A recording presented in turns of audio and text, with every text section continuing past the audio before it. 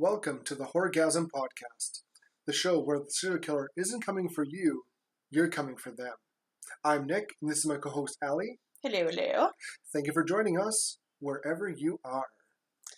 Yeah, hopefully you're somewhere warm, because here in the prairies, it's getting pretty freaking cold. It was a cold one this morning. It's like you always think it's going to happen, but you're never sure when. Ugh. Like, it's just, and then all of a sudden, it's just, like, cold. Yeah. Like, cold. And then, I feel like just last week we were, like, raking leaves, and now, last week we were raking leaves, and now we're shoveling our sidewalk. That's how fast it happens. It's Mother Nature's like, what was that? 2 feet of snow? Blech. And knowing our province, it'll be melting away, and it'll get a huge dump then a week or two later. Absolutely. That's how it goes. That's always how it is. God forbid we just, enjoy a season before the other season. Yeah. I feel like the prairies are like, you have like spring, summer, fall, winter, and just like that. Like it's like itty bitty spring and fall. This is a short fall this year. Yes. I feel like it just happened. Yeah. But it was a longer fall than we had before. Sometimes though, I feel like it's worse almost when it goes from like spring to summer. Like winter to summer, basically, because spring is like, okay, let's just enjoy some flash flooding, and and take your winter tires off, and that's it. It's weird. Like it's every year's different. Like we either have snow in April still, or it's bright and sunny. Yeah, absolutely. And warm and no snow. It's weird. It's weird. Yeah, I wish it would just when they talk about the 4 seasons, you think like you'll actually get 4 seasons. But we don't.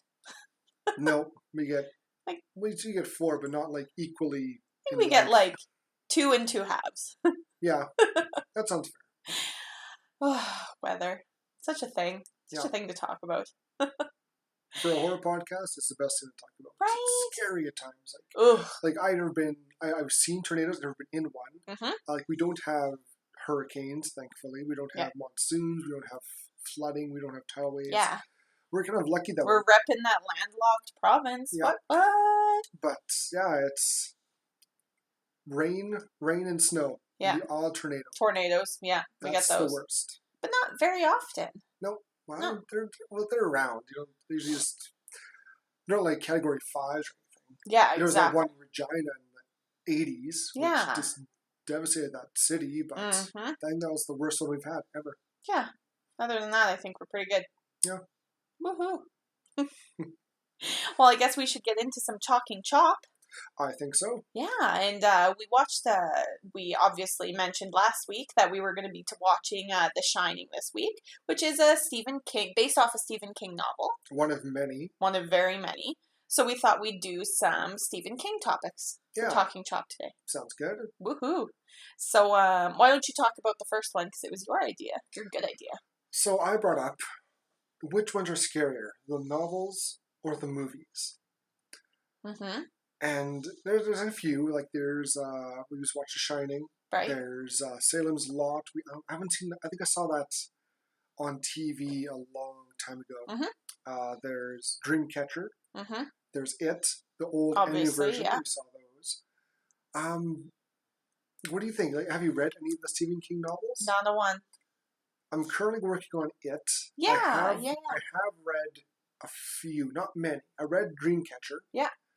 That was a really good one. Oh, okay. Which one is that about? That's with the aliens and like the not contagion, but like it's how they kind of spread. They spread through like these red like rash on animals. Oh. And there's these guys they're all like buddies. It's very like he has most of the same characters, not name wise, but just character wise. Like comparing like It and Dreamcatcher, it's almost the same characters. Sure. Except for the woman in it. Right. You got the wisecracking guy who's always swearing. You got the leader. Yeah. And I think I'm not sure which now I like better. Okay. The movie is so good. Okay. And that one kind of creeped me out. But he has different takes of a lot of movies. Right. And books. Some are more mental and methodical. Mm-hmm. Others are more visual and physically, like not physically, but like scary graphic wise. Okay. Like It. I think It is more of it scares you by visuals. Sure. Whereas The Shining is more of a mental scare. Right. I typically I do read a lot, so I find I don't read a lot of horror movies though. I haven't read many in the past few years, but I used to read them, like some YA novels that were kind of scary, and I always think that they're scarier than movies, and the reason for me is Ooh, I'm just going to pull my headphones out quick. The reason for me is because I have a crazy imagination, like a nutso imagination. And so when I imagine it, it's like 10 times worse than what it is in the movie. I used to be like that. I still am to a point. But I also can now, being an adult, I can now say, oh, this is fake. I can tell them, I can differentiate between reality and fantasy, thankfully. As a kid, I had a tough time. I'd scare myself reading like scary comic books or something like that. I would get, scared. Yeah. But I don't know. Like, there's only I haven't read many horror books. One of the better ones I've read was not a Stephen King. It was movie I can't speak. Adaptation. Yeah. Movie adaptation of the Lords of Salem. Oh. It's one of Rob Zombie's movies. Sure, yeah. It's about witches. It's a great book. That's a very creepy, unnerving book, I think. I thought it was the movie's pretty good too. Okay. I prefer the book over that. But, for Stephen, it's tough. It depends on the book. Sure. And movie itself. Yeah. Like, it is such a long book. Yeah, I've seen you've brought it up a couple times, and when I see it, I'm like, oof. Like, I really want to read it, but oof, that's like Lord of the Rings size. Yes. That's like last Harry Potter size.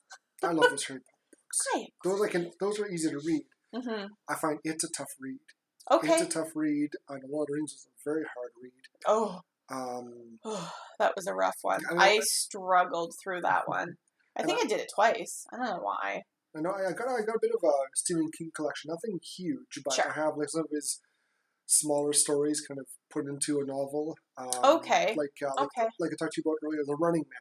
Oh, it's originally Stephen King. So like you're talking like The Running Man, like the Arnold Schwarzenegger. Yes. Really? They took the book and they kind of said, all right, let's take just the very roughest idea and just go way off in a different direction. The book is more of a it's less of a TV show. It's not a TV show at all. Oh. It's still a game. So is it still like a dystopian future kind of thing? Yeah, a bit. But the movie has, basically he's a military guy. He gets they tell him to go shoot at the civilians. He's like, nope. And he gets thrown into the game of The Running Man. Yeah. Whereas I think the novel, it's been a while since I read this one too. I just watched the movie like last month. Oh, really? Oh yeah.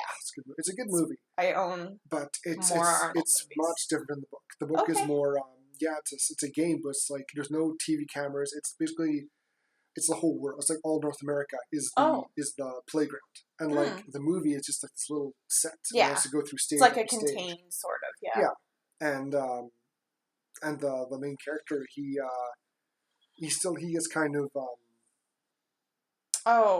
he's like, I don't know, like a scapegoat almost, really, because that's kind of like what the movie is. But he's just blamed for something he didn't do. Yeah, he gets blamed. He's blamed for something that wasn't him.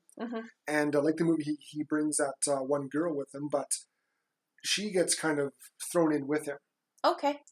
Where in the book, he basically kind of takes her hostage. Oh. And he uses her as a hostage to kind of make sure they don't just shoot him outright. And he's trying. I think he kind of does that in the beginning of the movie, but not for long. Yeah, he isn't sure if he's real, like if he's telling the truth or not. Whereas we know he didn't do it, but everyone thinks he did. And he's kind of like he keeps her for like just insurance that they don't just shoot him. Like for a couple of chapters, he's like just in a car. He's shot once, and he's like bleeding out in the car. Ugh. And she's like, let me out. It's like, well, no, if you let you out, I die. Yeah. I keep you in here. I have 50-50 chance of getting shot and killed. It depends how bad they want me dead. If they want me dead, you're dead too. But then they're also on the hook for killing you. Right. So collateral damage. Exactly. It's a much different Just another story. Arnold movie. Oh, it is too. That's right. I have a thing with Arnold movies. Like a thing. Movies. Like it's a problem almost. Never. There's like it's but that's honestly I'm gonna throw it back to horror. That's the same reason I like Friday the 13th and Nightmare on Elm Street, because it's so cheesy and it doesn't take itself too seriously. It's such an easy watch, you know. Like you can just throw it on and kind of half pay attention even, and you know what's going on. Just like, oh, Arnold puns. Yeah. And I love them. That's like Nightmare on Elm Street. You got the Freddy puns. That's exactly it. Not so much in Friday the 13th because Jason doesn't talk. Right. But some of the victims throw in some good jokes. Yeah. I actually watched that Crystal Lake Memories, that 6-hour documentary. I want to see that. It was really good. But I felt kind of bad because they're talking about how serious they were making it and like how intense the process was and how grueling it was for these actors.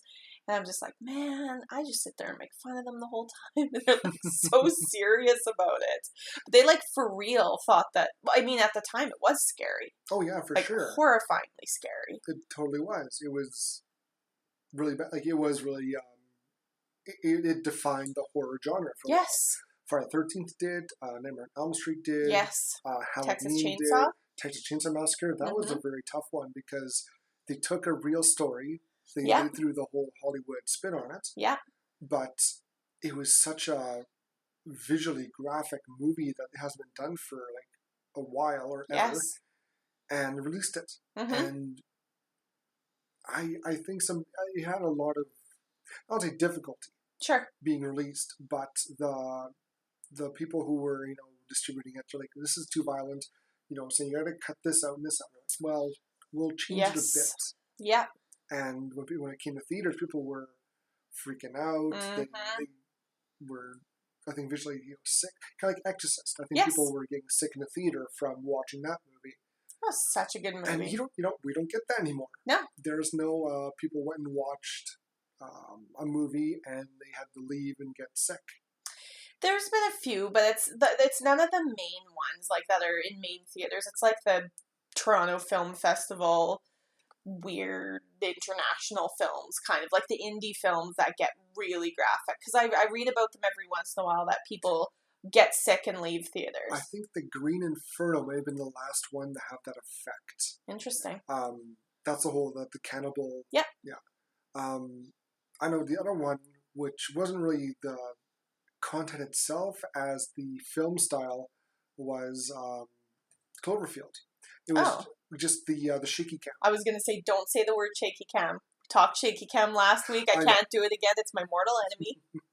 but that's, I know people were getting dizzy, they're getting sick because they couldn't take the sway of the camera. It was the same with that first person movie that came out, Hardcore Henry. Hardcore Henry? Yeah. Henry. Yeah. It was because I watched it and I was like, whoa, this is a good movie. I didn't mind it. I loved that movie. It was, I think the reason I liked it so much was because it was so different. But then my partner watched it and he had a lot of trouble because he was like, oh, how can you watch that? Like it's so hard to, like, just the POV is different. Yeah. And it's like, yeah, it is. It's just, I don't know. They kind of tried that with Dune. They threw in the first person scene, which was similar to the game. That was cool. I was going to say, I think they did that as a throwback to the game. Yes. Yeah. Sadly, they chose Doom 3 as the plot, which it wasn't as good. It could have been a lot better. It had The Rock and, what's his name? He played, he was Judge Dredd in the movie Dredd. Carl Urban. That's his name. He was in there too, and I love Carl Urban. Wasn't The Rock in it? Yep. Yeah. Like The Rock and Carl Urban. This is like his, I think, third or fourth movie by that time. Like he wasn't He was in The Scorpion King, I think was one of his first movies. Yes. Like he had the cameo. I love that movie. Yeah, he was... It's horrible. Yeah, he was the cameo in Mummy 3? 2. 2? Yeah, number 2. He was a Scorpion King in Mummy 2. And he got such a big reaction that let's make a movie of the Scorpion King and throw The Rock in. And yeah. It was good. It did okay. I thought it was a good movie. Yeah, I really liked Scorpion. It's a good... I know. I think The Rock is the same thing as Arnold Schwarzenegger. I just have an affinity for him. I can't help it. I'm still waiting for the Rundown sequel. I loved The Rundown. That was one of my favorite. That's the one with Sean something. Scott? What's his name? The creepy guy from American Pie. Stifler. Yeah, I forget his name. Sean Scott? Yeah, something like that. It's something like that. Yeah, he's he was in it. He's good as comic relief. I like him. Very good. Yeah. So, Nick, do you think we should get into The Shining? I think we're ready for The Shining. Let's do it. Let's do it.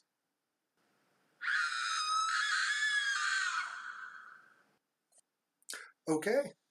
Let's get talking about The Shining. Let's get into it. Stanley Kubrick's one of his masterpieces. 1980 movie. Feels kind of, I mean, obviously it feels very 1980. We were talking about during it kind of some of the sexism and racism that is prevalent throughout the movie is kind of, but I think, like, we'll talk about it more, but you said it's used very thoughtfully. There's a reason why it happens. Yeah. Yeah, which is, but it just ages movies, just because I think in 2019 you're not going to get a movie like that anymore. So it does age the movie a little bit, but it was good. I think this is my favorite movie we've watched, other than Rocky Horror Picture Show. Really? Sorry, Tim Curry. Yeah. It's not for me. Would I lie to you? Yes. Yes, you would. And this is not one of my favorite horror movies because there's not much horror element. It didn't scare me. Okay. I didn't get scared. I didn't feel uncomfortable. By going back to our old horror description of the word and what a horror movie is, there's not a lot of horror with this. It's a very mental... It's very thrilling. Thrilling a bit. Psychological thriller, I think is what it's categorized as. I would call this a major psychological thriller. Okay. But it's so slow. It plods along. Really? To me, as in my opinion, it's not. Like we get to the rating, it's gonna have a lower rating, I think. But it was. They could have cut a lot out. Sure. And shortened it up. Okay. It was a little long. Yeah, it didn't feel long to me. But it felt a little long to me. I think because we're exactly what you mean. We're used to, slash-tastics where people are dying and, stuff is happening and things are burning and whatever. There's only one death in this that we really see. Yep. There's a few gory scenes, but there's only one death. But I liked it. I think the reason I liked it, obviously there's like the supernatural elements to it with the Overlook Hotel or whatever being haunted. But I think it's that very real fear of like that somebody could do this to you, basically. Yeah. Like, your partner could, supernatural or not, attack you with an axe or a knife or something. And I think like Shelley Duvall, I think is her name, who plays Wendy, she was so good at conveying that absolute horror. Yes. Of my favorite part of the whole movie was the stairs scene. And I was kind of making fun of it because Jack Nicholson does some funny hand motions and stuff. But that was terrifying. It creeped me out. I wouldn't say that scene wasn't scary as opposed to other parts in the movie. Okay. Going to the actors, like, it's a very small cast. Like, we got Jack, played by Jack Nicholson, Wendy, played by Shelley Duvall, and Danny, played by Danny Lloyd, the young boy. And also we have Dick, what's his last name? It's like Horval or something. Yeah. Dick Herrenhold. Something. Yeah. Played by Scatman. Oh, first name's Scatman. I stopped there. That's cool. But the actors made this movie work. Sure. Again, like Jack Nicholson did a great job. He was amazing. His facials were incredible. Same yeah. with Danny Lloyd, the young boy. Yes. His facials were incredible times, like his looks of absolute fear and terror when he's having his little psychic visions. Yeah, that was good. I didn't really like him very much the rest of it. He didn't have like as big of a part as I'm sure that it had to be on purpose. There was hardly any lines in this movie. Like yes. It was a very limited like speaking. Yes. I liked him more when he was like whatever, possessed or taken over by Tony. Yeah. I thought those parts were better, but just like that had a good little bit of creepiness yes. to the character. But his, like, being a child actor, I think we've just seen really good child actors, the few we've been watching, and I think how he kind of deadpanned some of his lines, yeah, it just didn't hit for me, especially when he was in scenes with Jack Nicholson. I think it really showed, kind of, like, it's hard to probably be in a scene with Jack Nicholson and not get acted. Yeah, that's true. Yeah. But it's just, he's a pro's pro. That's exactly it. I think, when he's, like, sitting on the bed and they're having their little heart-to-heart about, like, would you ever kill me and mommy? And I was just like, ugh, it's kind of like, I don't know, like, it was just weird. Like, he was fine. He was good for whatever the part. I don't know. Yeah. It wasn't perfect. But, I mean, he can't. And I'm sure he's praised for his role in this, and I think he did good. I agree. Like, he's got the look. Like, his facials are just awesome. Yeah, and he does do good in parts, I think. Oh, yeah. Yeah. Like, his creepy looks are like, blah. Yeah. Yeah. So, where did you first hear about this movie? I don't know. It's just one of those things that's always kind of been around. Like, yeah, I was born kind of, a minute or two after 1980. So, it's kind of always been there. I always knew the here's Johnny thing. I always knew the she's standing in the bathtub with the knife. I've seen the two little English girls saying, like, come play with us. Like, You've kind of seen all the images, but I didn't actually know what the movie was about. Like, when we first started, and the beginning of the movie is Jack Nicholson goes for an interview, and he's like, oh, yeah, and, your wife. And I was like, wait, he's married to that woman he attacks in the bathroom? Like, and then I was like, okay, now I'm in. I'm invested. Yeah. So, I don't know. I just kind of, it's one of those things that nowadays you see memes for, like, at the very end when he's frozen. I've seen that meme all over. I didn't know it was from The Shining. It's been parodied by a ton over. Like, The Simpsons did a great Treehouse of Horror version of this. Yeah. I was joking about South Park did a spoof of this when Randy buys a Blockbuster. Yeah. And he's chasing Stan, and it ends the same way. It's one of the most iconic movies out there. I agree 100%. Yeah. Is it one of the best iconic movies? No. Okay. It's just a slower movie. Yes, There's not a lot to it besides ghosts, Ghost Hotel. Right. And making basically driving the husband crazy. Yeah. But yeah, And how did you hear about it? Because it came out a couple of years before you were born too.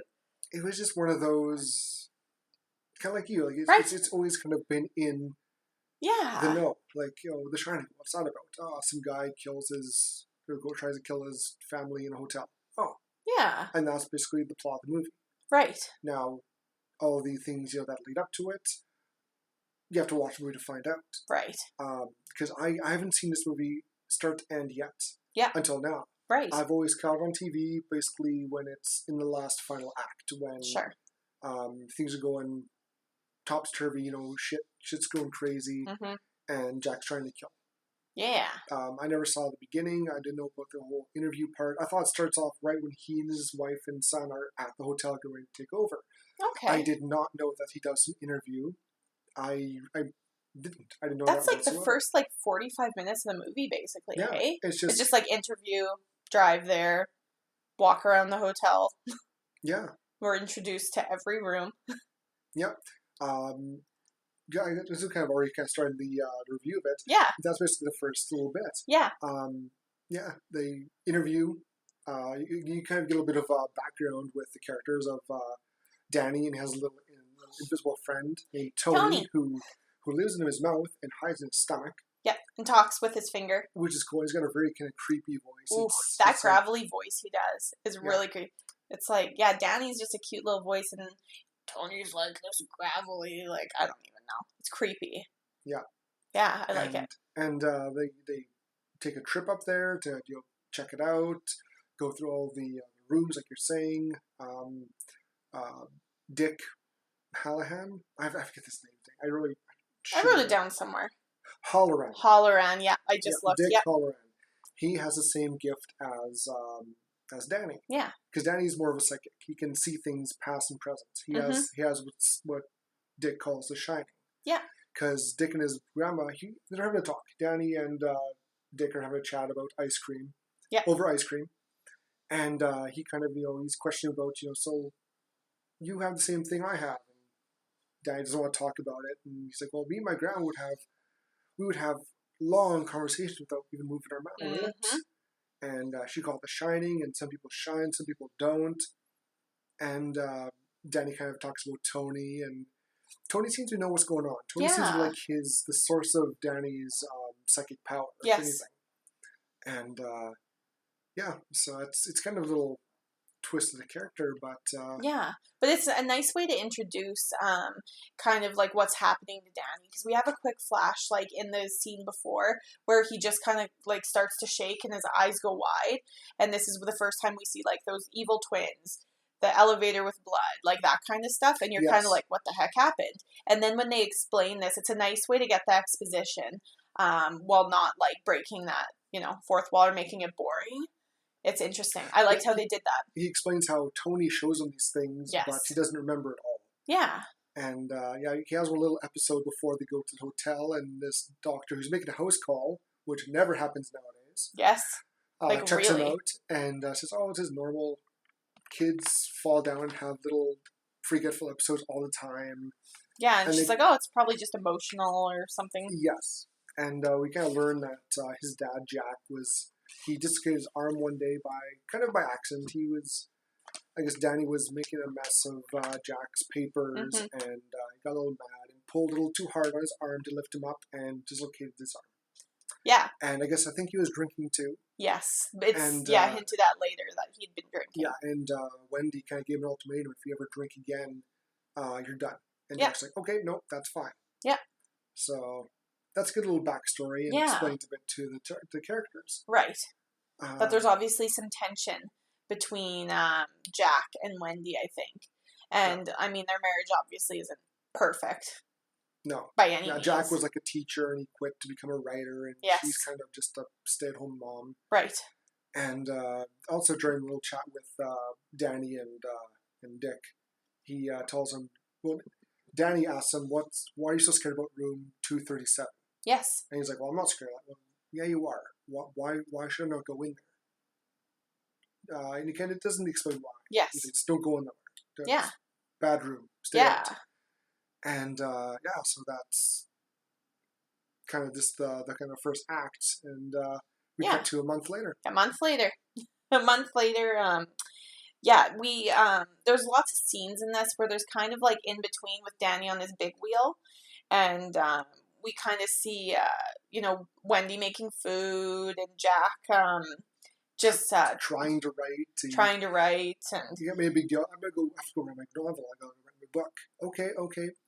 What does Jack do? He's bouncing a ball off the walls and everything, and I'm like, that's how I would write a book.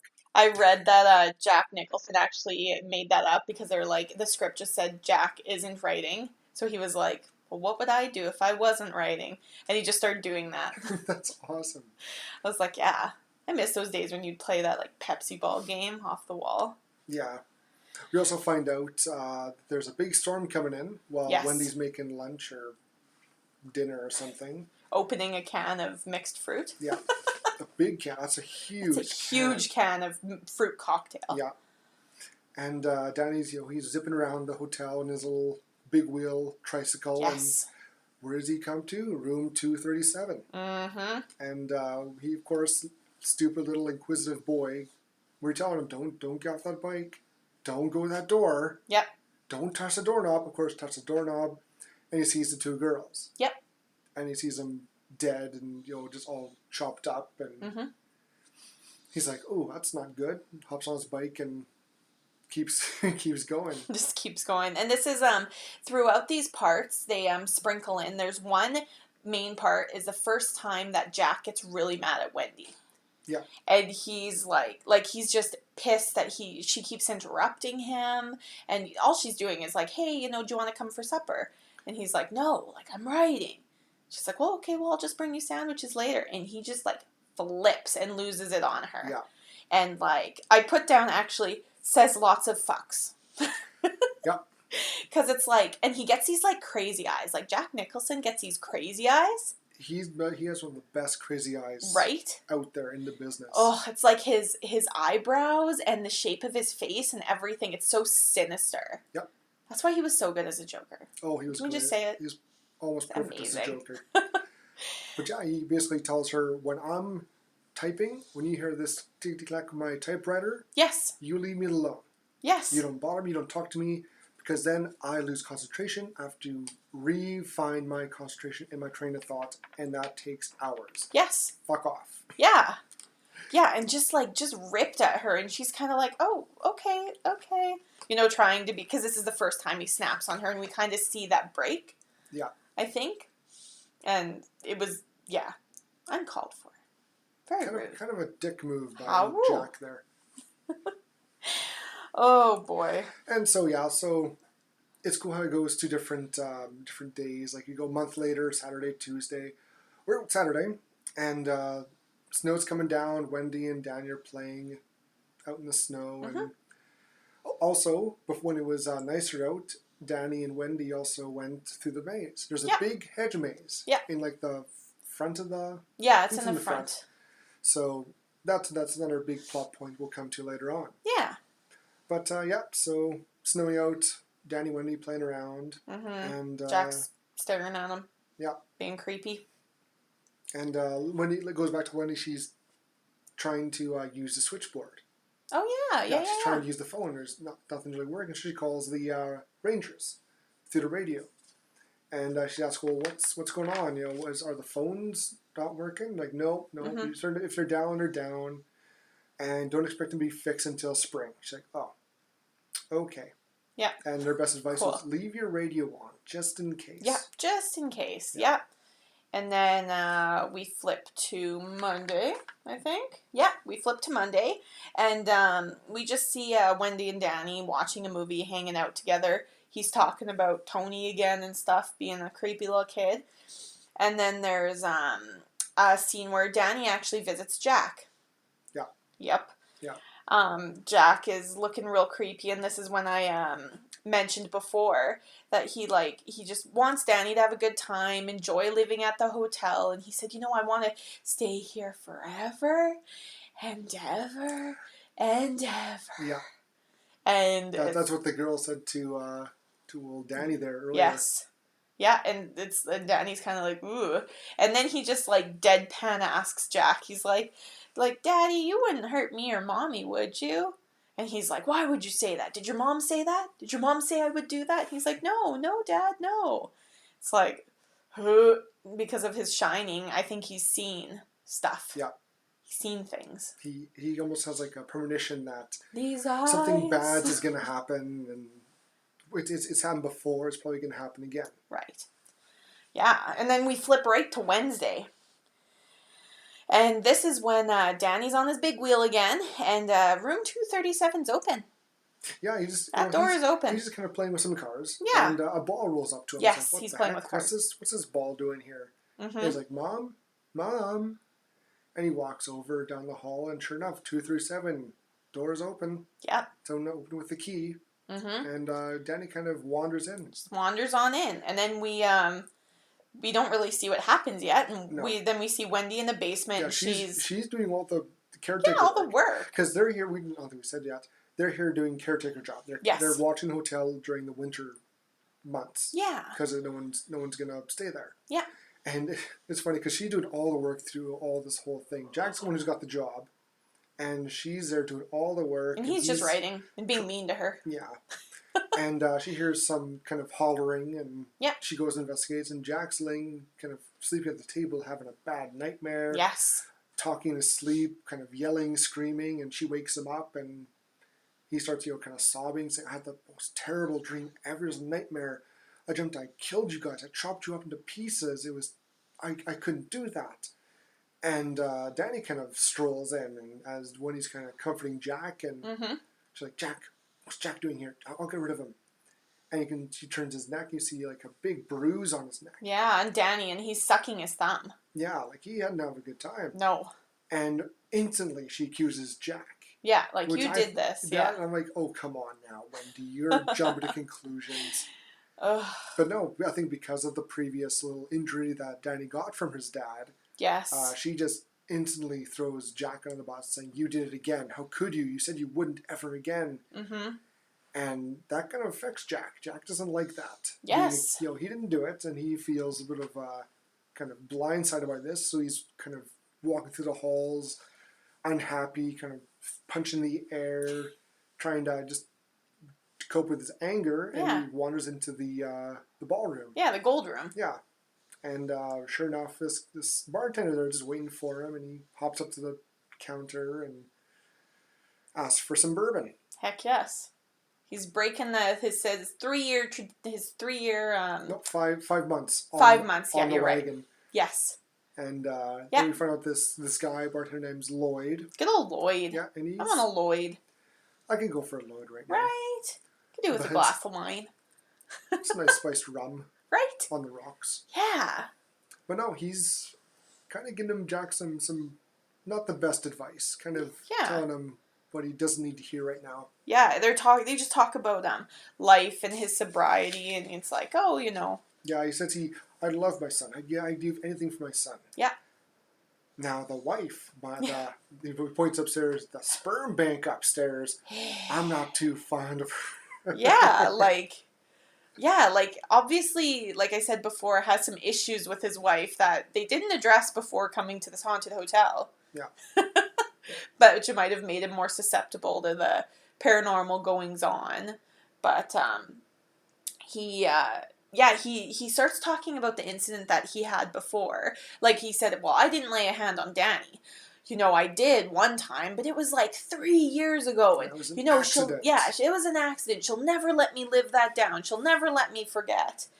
And, I didn't mean to. It could happen to anybody.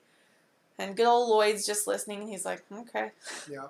Cool. And then, speaking of devil, in comes Wendy. She's kind of frantic. Hysteric. Yeah. Saying, there's someone else in here.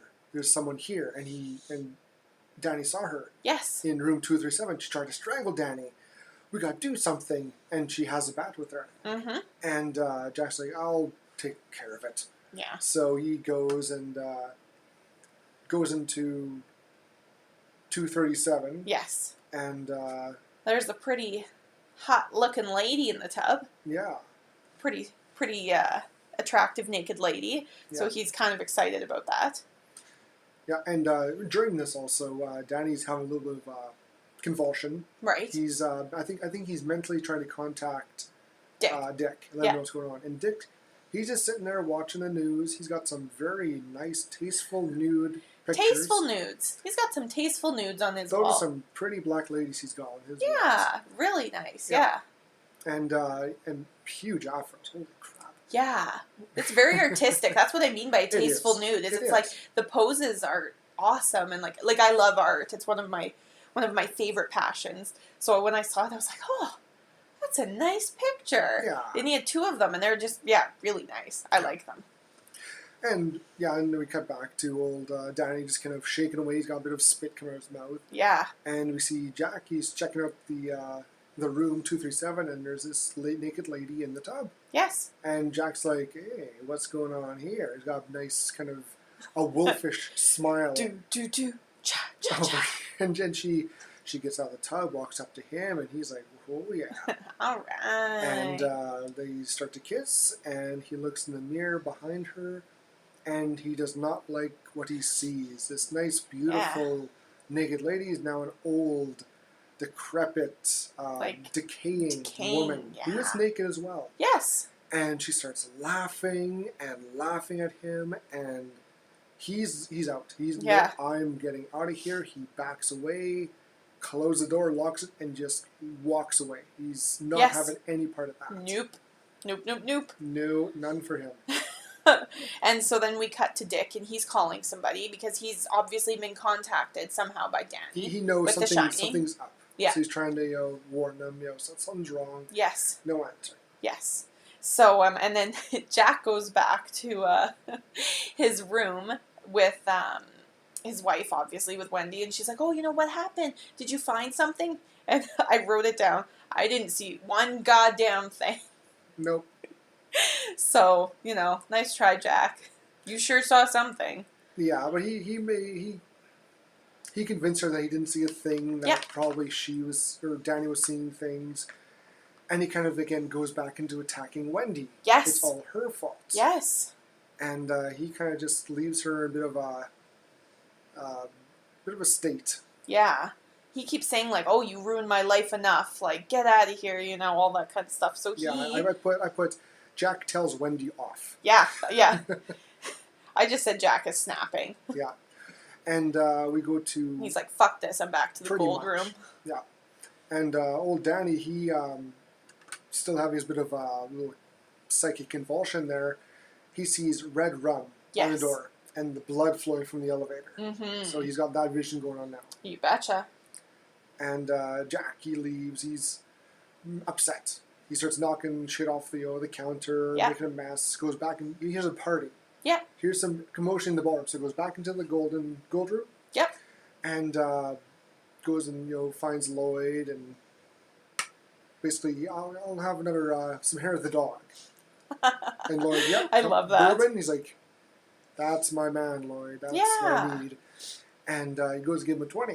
Mm-hmm. And Lloyd's like, "Nope, we don't take that. Yeah. This is from the people upstairs." Yeah. And Jack, he gets a little suspicious, like, I don't drink from someone without knowing who is it coming from. Mm-hmm. And Lloyd basically says, "No, you know what? Your money is not good here.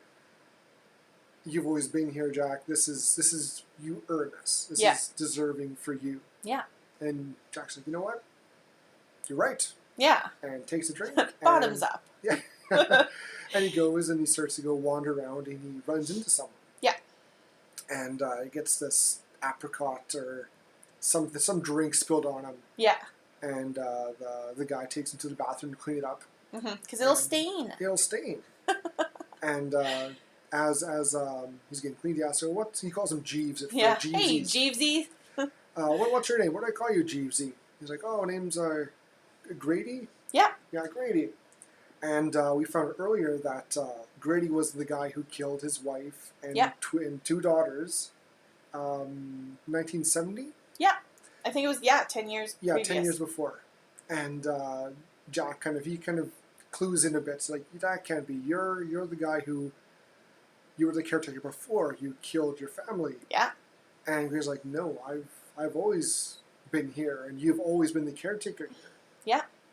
And they kind of have a little chat, and Jack kind of gets an idea what's going on, but also he's now being influenced by the hotel. Yeah. The malevolence force, we're going to call it that. The ghosts are now really affecting Jack, and he's getting some bad ideas. Yes. And yeah. Yeah, it basically he's Grady's trying to be rude and tell him, this happened to my wife, and she did this, and my daughter's trying to burn the hotel down, and they just need correcting. Yes, they just need to be corrected. Yeah, I corrected my daughters and had to correct my wife, and I think your wife could use some correcting. Yeah. There, Jack. And Jack's like, "I think she could use some correcting." And I think this is kind of what tips Jack over the edge. Like, yes. He's kind of losing it right now. And all he needed was for somebody almost to say, like, "Yeah, it's okay. Yeah. You can murder your wife and kids. That's fine. Yeah. You do you." And Wendy, she's like, she's kind of talking to herself, kind of planning out how she's going to fix this. Contact the Rangers. Yes. We'll use the snow cat. And if Jack doesn't want to come with us, we'll leave him here, whatever. Yes. And old Danny comes in and starts shouting "Red Rum." Yeah. And she's like, Danny, what's wrong? What is it? And he's like, Danny's not here, Mrs. Torrance. And she's like, what do you mean, Danny? Well, we're right here. Danny's not here right now. Mm-hmm. And this creepy kind of that Tony voice. Tony voice. It was creepy. Yeah. Which is cool. It's a good little... It's a good separation between Tony and Danny. Just the voice change, and he's moves his finger. Yes. And yeah. Yeah, and so we go back to Jack, who's wandering around. In the previous scene, Dick got a hold of the Forest Service people on the radio and said, hey, can you contact this hotel? I can't seem to get a hold of them. So in this scene, Jack actually hears the Forest Service trying to get a hold of them on the radio that Wendy's left on. And when he hears them, he actually starts removing parts. Yeah, he takes it apart and takes like 3 components out. Yeah. And kind of so it goes silent. Yep. Yep. Uh-oh.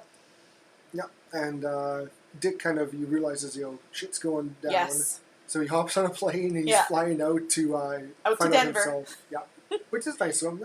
Yeah, good job, Dick. And we've got a bit of a time skip here. Jack's typing away, and again, it was just Dick. He's driving through the storm, trying to get to the hotel as fast as he can. Probably a good day or so passes here. Yeah. Nothing really happens until Wendy, she kind of tells Danny, it's been a while. I'm going to go talk to Jack. We're going to figure things out. She thinks she can fix this. Yeah. And she goes down, and there's no Jack. But it seems that his novel is kind of done. Like, he's written hundreds of pages. Yeah. And she kind of looks at the top and says, no work and no play, and makes Jack a dull boy. Over and over and over. Like, he has hundreds of pages of him. Hundreds of pages. Just that line. Oh, it's weird. Yeah. And Jack kind of, comes around the corner and, what are you doing? And then he kind of, talks to about Danny. And Wendy starts, she's freaking out. Like, she is not liking it. She has a bat with her. She has a bat. For protection. And Jack is just accusing her of this and that. Yeah. And, threatening her, I'm not going to hurt you. Yeah. I'm just going to bash your fucking brains in. Yeah. Yes. And it's very, very scary. Like, this is one that really, this is the stair scene you're talking about. Yes, this is the stair scene I was talking about. Basically, he stalks her and she's backing up slowly the entire scene. Yeah. Not once does she stop and kind of go, try and defend herself until near the end. Exactly. Where she's doing these really bad swings with a baseball bat. She's just kind of like almost in baseball when you go to bunt it, sort of. That's kind of what she's doing. Yeah, or she's just kind of like she's holding, instead of at the end, she's holding it near the middle. Yes. And doing these really, really bad swings. I think part of the reasoning behind that is because she doesn't really want to hurt him. She just wants him to leave her the hell alone. Yeah, she's trying to ward him away. Yeah. And he's trying to bash her head in. Wow. He does really funny hand movements, so it's kind of like clawing the air. Yeah. And it's hilarious. He's telling her, give me the bat. She's like, just no, go away. Give me the bat. Come on. Hand it over. And she finally, I don't know how she clonked him in the head with that swing, but she clocks him. Yeah, she gets him a clunk on the head, and he falls down the stairs and hurts his ankle. Yeah. And he kind of is kind of mumbling, kind of comes to, and she's dragging him into the pantry. Yep. Which is good thinking. Yeah. That's a smart. good move. Yeah. Yeah, I would have dragged him into the freezer, but hindsight's 20/20. Yep. So she gets him in there after she funnels with the lock. She forgets there's a little pin that locks it in. And throws him in, locks it in, and he's, trying to, tell her, let me out. I'm feeling much better now. You hit my head pretty hard. I need a doctor. Yeah, I need a doctor. Can we go get a doctor? Yeah. And she's like, no, I'm going to get Danny. We're going to take the snowcat. We'll go get out of here. Yeah. We'll bring you some help. Yeah. And he kind of tells her, good luck with that. Yeah, good luck with the radio and the snowcat because neither of them are working. I did some stuff to him. You're going to love what I did to that snowcat and radio. You bet. So she runs out to snowcat and sees that he has ripped the distributor cap off and it's broken. Yeah. None of that. No. So then we flip to 4 p.m. So we're in the same day here and it's 4 p.m. now. And these, when we say Sunday, Saturday, all this kind of stuff, the screen blacks out and it's like typewriter ink almost, white ink on the screen. So we show Jack is sitting in the room having a delicious supper of Oreos I would too. I don't right? blame them. There's like well, I saw Oreos some Nilla wafers too. And some peanut butter. Yeah. Like, who wouldn't want some Oreos dipped in peanut butter? Yeah, if you're having a psychotic break brought on by, Paranormal Activity, I'd say Oreos and peanut butter are the way to go. Yep, I agree. I feel like that's how they should market it. And while he's eating, he hears Mr. Grady, Mr. Delbert Grady on the outside, talking to him like, hey, look at what happened to you. And they just kind of have a creepy sort of talk. Yeah, where Grady's like, we're a little disappointed, Jack. Yeah. We thought you would do better at this. He's like, no, give me another chance. I can do it. And like, well, your wife surprised us. She's pretty resilient. Yeah. He's like, no, let me out. I'll chop them up. I'll finish them good. Just give me another chance. Yeah. Okay. Yeah. So the ghosts unlock the door, and Jack gets out, and he's ready. Yep. When we go to Wendy, thinks that Jack is still locked up. She's getting some sleep. Yeah. And old Danny walks up to her, and with his little finger, shouting "Red Rum" in this very creepy voice. Red Rum, Red Rum, yeah. Red Rum. And he gets higher pitched. Yes. And he picks up the knife and gets the lipstick and writes on the door "Red Rum." Mm-hmm. And Wendy finally wakes up. He's like, "What are you doing? What are you saying?" Yes. And she sees in the mirror the reflection of Red Rum is murder. Yep. And she's like, "Oh, this is not good." And then, of course, Jack, we see, is trying to axe down the door with his axe, obviously. And he's like, freaking out. He's goes, "Wendy, I'm home." Yep. And she grabs Danny, and they run into the bathroom yeah. And he smashes through the front door, and she's trying to push Danny out the window, which luckily there's a big snowdrift on the side, or else Danny would not be able to. So it's like a side of a hill, so he just kind of slides down. Yeah. It's not scary going out like a third-story window, apparently. And we then get one of the most iconic quotes ever in cinema history, where he just smashes through the one bit of the door, pokes his head through. Here's Johnny. And it's so good. It was like what I was waiting for the whole movie, and I was not disappointed. Nope. Just glad I have some context behind it now. Makes it a little bit more interesting. Yeah. It does. So he's, trying to get through the door, obviously, and Wendy actually stabs him. It looks like in the leg. No, in the arm. Really? Because his arm's trying to get through. Yeah, because that's what I thought. But then he's limping for the rest of the time. Yeah, but he hurt his ankle. He sees from right. when he rolls down the stairs. You're right. See, that's why I need to watch movies with you, because I'm like, well, that doesn't make any sense. How the hell did she just stab? She reaches her hand through the thing and stabs him. That doesn't make any sense. Well, I think he was trying to undo the lock. That makes more sense. And she kind of gets a little cut in his arm. He's like, oh. Yeah. And during this, we hear snowcats. Yes. And Dick shows up to save the day. Just another instance when Dick saves the day. Yep.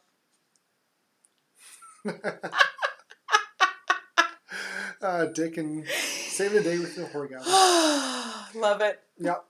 And so Danny, he runs around, goes back into the hotel for some. Yes. It's cold outside. Yeah. And he goes and hides in one of the little cupboards in the kitchen. Yeah.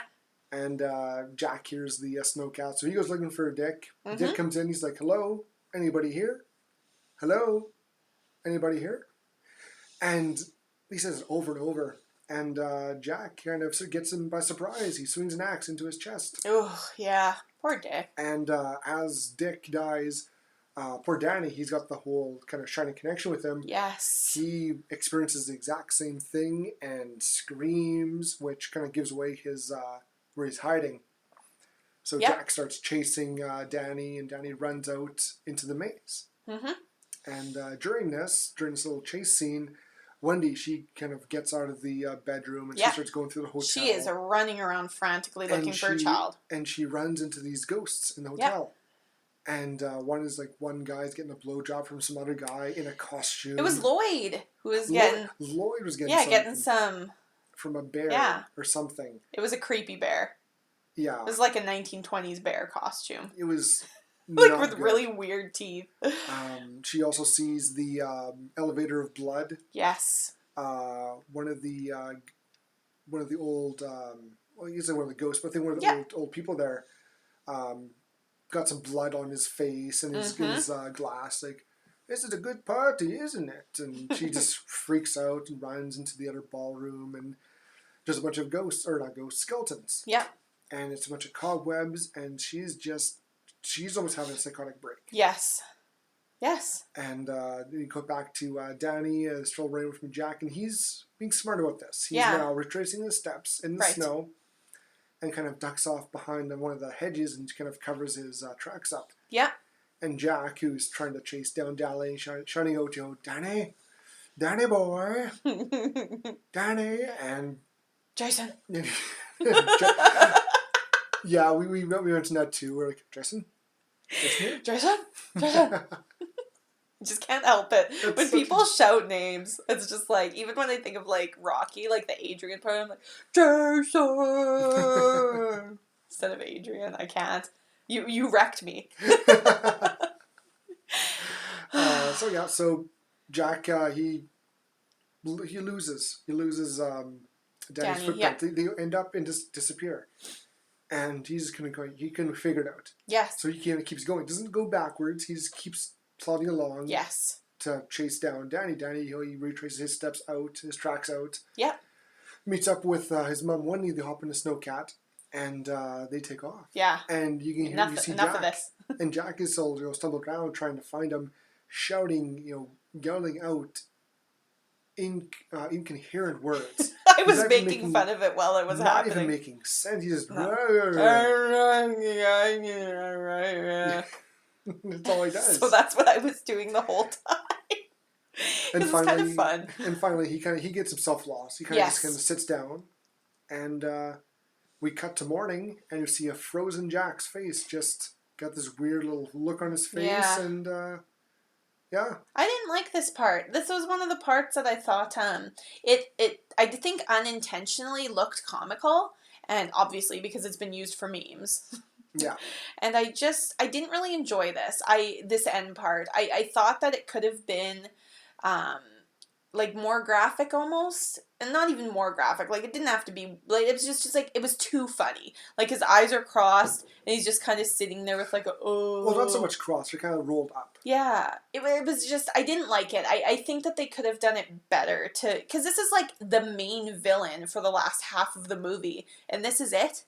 Yeah. We just get like a 10-second scene of him being frozen? Yeah. That's it? I don't know. I was disappointed in that part. Yeah. And then we cut back to the last shot is basically zoom in on the pictures of the hotel. Yeah, in the lobby, I think. Yeah, in the lobby. And we see Jack in the ballroom with all the people that he was with earlier. Yeah. And the date says 1921, and there's him at the front of the picture just smiling away in his tuxedo. Yeah. And that's the end of the movie. That's it. And as I talked to you about it, because you're like, well, what does that mean? I'm like, well, I believe that he was absorbed into the hotel now, like into the malevolent force. He's now part of it. Yes. Because before it had Grady as one of the servers. Yeah. Lloyd is in there and a bunch of other characters. Yeah. So I believe that if another character was the caretaker and they were going to basically try and trick him into killing his family, we would see Jack Nicholson's character, Jack, in there as well as either the bartender or the maitre d'. Or he would have some role of the hotel's ghost force. Do you think Dick would be stuck there too then? No. No? Because he was a victim, not a perpetrator? Yes. Interesting. I think if they're... But also the twins were also there as well. So he might be. Follow-up question. Do you think... You've seen the trailer for Dr. Sleep. Yes. Do you think that the little girl in it is related to Dick? Maybe. Because they don't explicitly say, but we don't know do you think Ewan McGregor is Danny? Yes. I believe he is. So these are the things that, because I'd never seen The Shining, I was like, man, I hope we watch it before I see Dr. Sleep. Because these are the things that I'm thinking about as we're watching. It seems very different because it's got these psychic hunters. Right. And I'm like, it seems different. That's kind of out of left field. That does not have any resemblance or connection to The Shining itself. Stephen King was on The View today. Actually, I was talking to my mom about it, and he actually saw Dr. Sleep this last weekend, and he said it has his full blessing. Oh, wow. Yeah, he loved it. Oh, good. So we'll have to check it out. I'm jazzed. We'll give you guys an update when we do. Yeah. Yeah, so that was The Shining. That was The Shining. That was great. Yeah. It wasn't bad. It wasn't bad. Well, Nick, if it wasn't bad, then what would you rate it? 2.5. Interesting. 2-3. Okay. Give it to me straight. It just didn't do it for me for a horror movie. Mm-hmm. Like I said, like the best parts is definitely the actors and the actresses. Yeah. When Duvall, she was more of a goofy kind of ditzy, silly character. Right. Like she played scared very well. Jack played crazy with his facials very well. Yes. But I'm sure this is a case where the book is better than the movie. Sure. I haven't read the book yet. That's normally the case. Most of the times. But I don't know, it didn't have that scary horror feel. I think the most scariest parts in the movie were, to me, Danny yelling red rum. Mm-hmm. And possibly the old scary naked lady. Yeah. It's just kind of a very visually part. Yes, but I agree. But unlike other horror, it's not a graphically scary movie. Okay. Like I said, they focus more on the psychological. Yes. And I can see how it gets more in your head, as it progresses. Right. You can tell he's talking to people who aren't there. Those are ghosts. Mm-hmm. Ooh, spooky. And now they try and convince him to kill his family. Sure. Like, psychologically, that's pretty good. Yes. When he snaps and goes after Wendy, that's creepy. Mm-hmm. That's a scary scene. Right. The way he's chasing Danny, that's a scary scene. Mm-hmm. But as a whole, it's...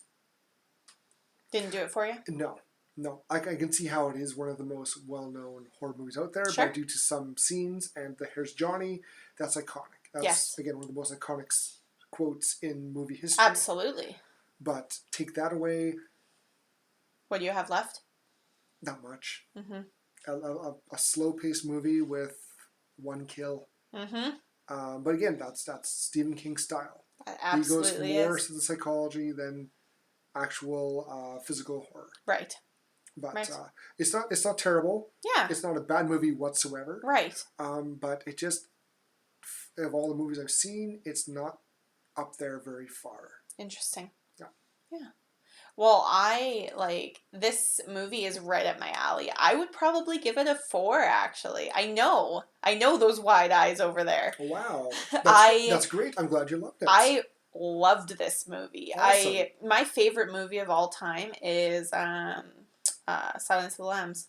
Ooh, I like right? that one too. Which is another one that I would put in this category of the psychological thriller. They're my favorite kind of movies. Okay, I'm just going to stop you here. I'm going to throw a comparison then between The Shining and Silence of the Lambs. Yeah. With Silence of the Lambs, you have a good... they bring in the psychological, yep, and then they show you. Yep, right. Whereas with Shining, they don't back it up. They bring in the psychological. Yep. They get you all kind of, worried, there's ghosts in this house, there's little girls, there's this scary naked old woman. Yep. But nothing else really happens. Right. There's no payoff. I agree. Except for Dick getting axed in the end. I think that they were used as tools to lead up to the payoff of Jack being batshit. And this is why I liked it, like I already talked about. I appreciate that it was a real thing. Like, it could really happen to me. I think that's part of it where I lose it. Like last week with The Grudge, before we watched Candyman, I lose that part of like, oh, this could happen. This could happen to me. That's actually scary. Like, when I'm walking down the street, somebody could literally throw an axe at me and I would be dicked in the chest. Yeah. But, I won't be attacked by bees. I won't get a make-out with a cute black guy with bees in my mouth. That kind of stuff. Like, it won't happen. Ew. Right. It's bees, not possible. Yeah. No, it's not.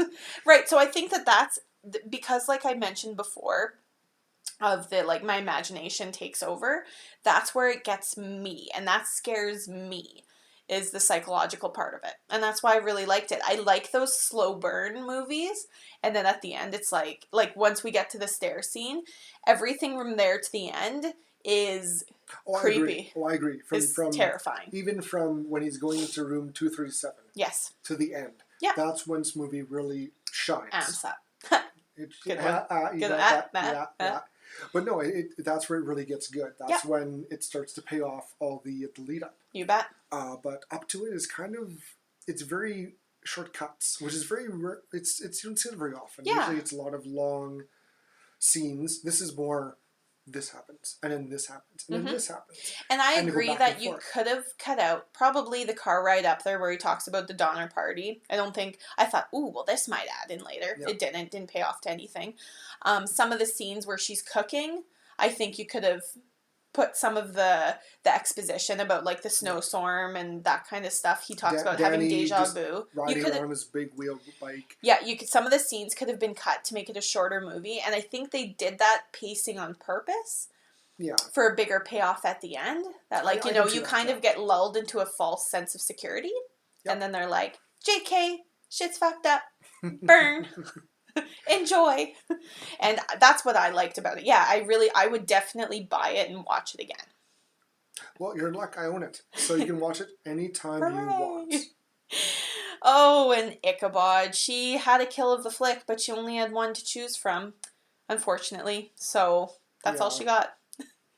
And of course, that kill of the flick is Dick's by default, because he took that axe to the chest pretty good. Took that axe to the chest, yeah. And that was like, for a kill like that, it was pretty gruesome. There was a bit of blood. You see as a good close-up of the axe in the chest. And then we get the after-death shot, so, which is gross, and he's just lying there in a big old pool of blood. Yeah, and we forgot to mention, Wendy kind of stumbles across during her little run away from the ghosts. Yep. Yeah, and, so she gets to see it in all of his bloody dick glory. And that's basically The Shining in a nutshell, I think. Yep. Hooray! Not a terrible movie. No, not bad at all. But yeah, so next week we're gonna go with another Stephen King movie. Woohoo! Maximum Overdrive. This is a much different movie than this one. Yeah. So you can get a good feel. Like I said, this is more psychological. Maximum Overdrive is a lot more physical. Okay, interesting. Horror. Yeah, I have not seen many Stephen King movies, so I think we actually have a few in the lineup up to the end of the year, which is awesome, and even farther than that. Because that's just like, we asked for recommendations on Facebook and Instagram and whatnot, and that's what people want is Stephen King, because that's what they know. Yep. So I'm in. I'm into 100%. So next week, Maximum Overdrive, a nice spooky movie with killer machines. Yeah. Also, shout out to my mom for recommending this movie. This was her recommendation. Yep. Thanks, Lori. Well done. You did great. This is a good one. Yeah, you don't even watch horror movies, and you picked this one, so that's awesome. Coming from the woman who got scared from Planet of the Apes back in the theaters and had to leave with my mom. She did. My mom pulled her. You have to come watch this with me, and Lori couldn't stick through it. Nope, she had to walk home. She had to. I think my mom stuck around with it. She did. Yeah. That's my mom. Of course. That's where I got my horror movies from. So. Right? Oh gosh, thank you so much for joining us, everybody. This episode was brought to you, as always, by our executive producer, Ichabod. We hope you enjoyed your Horr-gasm as much as we did, as usual. Please don't forget to rate, download, and subscribe. Also, like and follow us on Facebook at Horr-gasm Podcast, Instagram at Horr-gasm, and Twitter at GasmHorror. If you have a movie you'd like us to review, this is the best way to let us know. We hope to see you again next week, because we have such sights to show you. Plenty of Horr-gasms for you to experience. Bye! Bye.